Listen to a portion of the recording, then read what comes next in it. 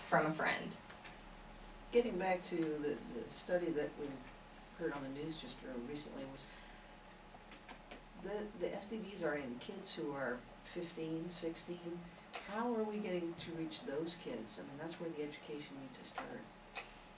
Very good question. And that's something nationally I know varies between school administrations. They typically have the power to make that call, what you can and cannot do in the schools. MCCSC has really pretty liberal policies on sex education. However, the majority of it has a tendency to take place within health classes, which not everyone is always required to take. Through the hospital, the community health education group does a lot of the middle schools and high schools, though we do go to Bloomington South and other schools as we're requested. And part of that, right now, a lot of our funding is for high-risk testing, and I know that sounds sort of, then we should be reaching adolescence, but sort of the focus over the past few years has really been substance abuse. And so we're kind of targeted in that area as being our biggest focus. Do you do a lot of one-on-one counseling as opposed to group therapy, or is it more group oriented? We do. When someone comes in for a test, there's typically, before the test is actually administered, a few minutes of let's just talk about what your risks are, and kind of narrowing down, do you even really need a test? I mean, we do often have people come in who we talk to them and we typically go ahead and test them, but they may have very little to no risk for HIV. But we try to work with people on that. One program actually that we have that I didn't mention earlier is something that's been traditionally called prevention case management.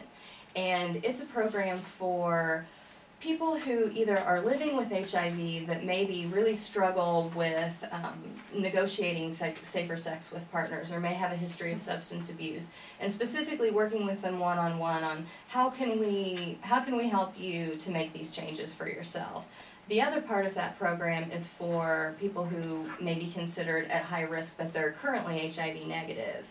And that program, I feel like within that we can do a lot more of, what's going on in your life, what do you need to do to make healthy decisions about your body and about your sex life, and how can you talk to your partners about, negotiating safer sex. So that is a program that we offer, and we frequently will offer that to people who may be coming in repeatedly for HIV tests. If we see somebody who, you've been coming in every 2 or 3 months pretty consistently and still reporting a lot of risk. And we'll start talking to them about the program and see if that's something that they're interested in to do on a more regular basis to really get down to what the issues are there. It's clear to me that we need a cultural change in sending a message to our young people that they're important and they matter. And of course the discrimination against people based on race or based on being gay or whatever makes them grow up with this real negative image.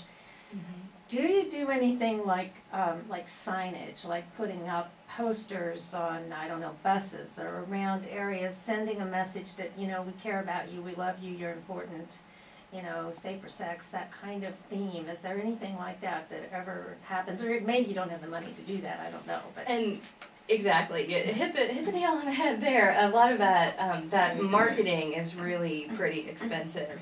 We'd love to see more of that. One thing that I hope to see happen, we're working to get together some community partners to discuss starting an initiative targeting specifically young gay men, and sort of a community mobilization project.